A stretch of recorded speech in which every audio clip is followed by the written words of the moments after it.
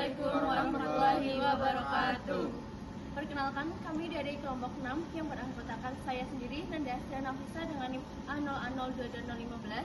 Saya Media Distawati dengan NIM A0A02208. Saya Herunisa Nur Najmi dengan NIM A0A02250. Saya Rafi Mubaidillah dengan NIM A0A02039. Selanjutnya, kami di sini akan memaparkan hasil praktikum kami mengenai UMKM Brand Mukti yang berada di Desa Pamijen, Kecamatan Baturaden. Selamat menyaksikan. Berikut beberapa penjelasan mengenai UMKM Brand Mukti pada usaha Pausit Jontor. Baik, untuk profil UMKM Pausit Jontor, UMKM Pausit Jontor sendiri dimulai pada tahun 2023 di akhir bulan Mei. UMKM Pausit Jontor sendiri dimiliki oleh Ibu Nur Haida yang beralamat di Desa Karangsalam, Kecamatan Baturaden, Kabupaten Banyumas. Usaha ini awalnya bermula dari adanya keluangan waktu pada Ibu Nur Haida yang kemudian mempunyai ide untuk berjualan di halaman depan rumahnya. Pemasaran yang telah dilakukan oleh Ibu Nur Haida secara online seperti Facebook dan WhatsApp. Dan untuk secara offline, Ibu Nur Haida sendiri hanya berjualan di depan halaman rumahnya yang kemudian dibeli oleh beberapa tetangga masyarakat di sekitarnya. Dan kemudian Ibu Nur Haida sendiri juga bergabung di Brand Mukti. Pada usaha ini, Ibu Nur Haida juga sedang melakukan pendaftaran sertifikat halal dan masih menunggu proses sertifikat halal tersebut. Usaha yang dijalankan. Usaha yang dijalan adalah usaha pentol pangsit kuah. Usaha pentol pangsit memiliki komposisi meliputi kulit pangsit, daging, tepung, tapioka, tepung terigu, dan cehili oil. Usaha pentol pangsit sebelumnya dipasarkan secara offline dan juga pemasaran online. Kemasan dan legalitas. Usaha yang dijalan pentol pangsit kuah masih menggunakan kemasan plastik biasa. Legalitas yang ada pada usaha pentol pangsit kuah masih dalam proses pengajuan berupa label halal dan BPOM. Selanjutnya ada rencana kemasan. Untuk produk pentol pangsit sebelumnya itu masih menggunakan kemasan plastik biasa, dan untuk rencana kemasan produk dari kita untuk produk Pausit Jontor akan menggunakan paper ball yang berukuran 800 ml dengan di depannya itu akan ditempelkan logo baru yang telah dibuat. Branding dan rebranding. Yang pertama itu ada nama merek.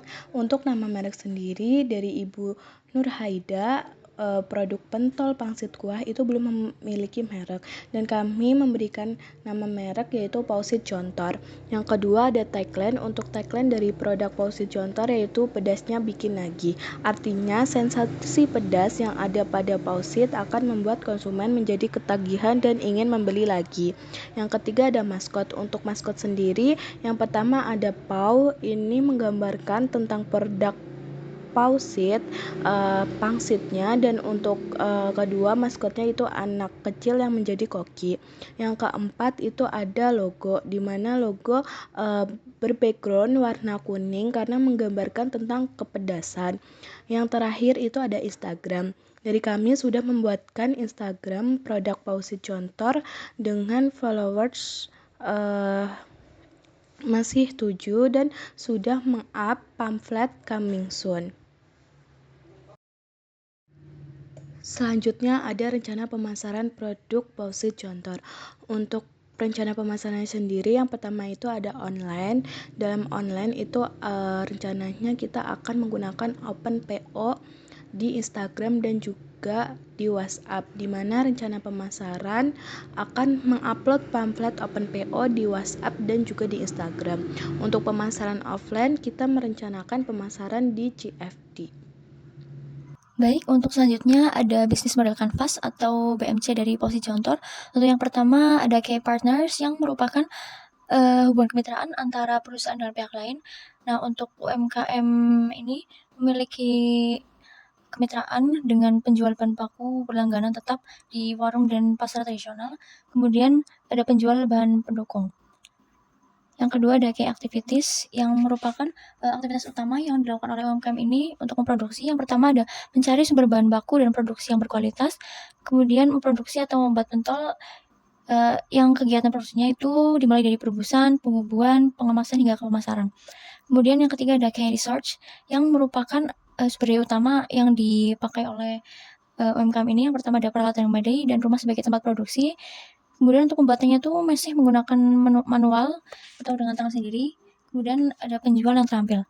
Yang keempat ada value proposition yang merupakan nilai tambah dari produk UMKM ini, yaitu Pausi Contor. Yang pertama, bakso pentol sendiri menjadi salah satu jalan-jalan di Indonesia. Kemudian cocok juga sebagai hidangan ringan atau cemilan dan harganya juga lumayan murah. Per porsi hanya dipatok 5.000. Kemudian yang kelima ada customer relationship yang merupakan hubungan antara customer dengan penjual. Jadi penjual ini memberikan layanan yang sangat baik. Kemudian penjual juga menerima pernyataan, kritik dan saran dari customer.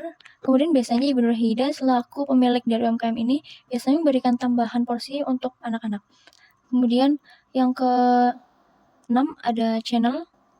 Untuk channel sendiri itu seperti saluran komunikasi antara customer dan penjual. Untuk UMKM ini tuh biasanya tetangga sekitar dan masyarakat, kemudian rujukan dari mulut ke mulut. Kemudian yang ke-7 ada customer segment. Untuk customer segment itu seperti sasaran customer. Yang pertama itu ada masyarakat umum, kemudian Pausi Contor ini juga ada sasaran untuk kalangan anak-anak hingga dewasa, kemudian bisa juga sebagai snack untuk acara rumahan.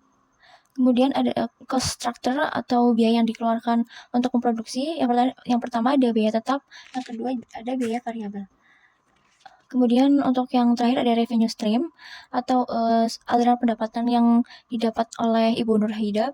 Yang pertama ada penjualan bakso pentol, kemudian di samping itu Ibu Nurhida juga ada menjual cilok dan juga cireng, namun untuk banyak permintaan itu di bakso pentol, seperti itu. Untuk mengenai surat pengajuan penawaran mengenai produk usaha Pausi Contor pada UMKM Brian Mukti kepada manajer Hotel Surya Yuda sebagai berikut yang kami tampilkan. Sekian pemaparan dari kelompok 6 tentang usaha Pausit. Terima kasih.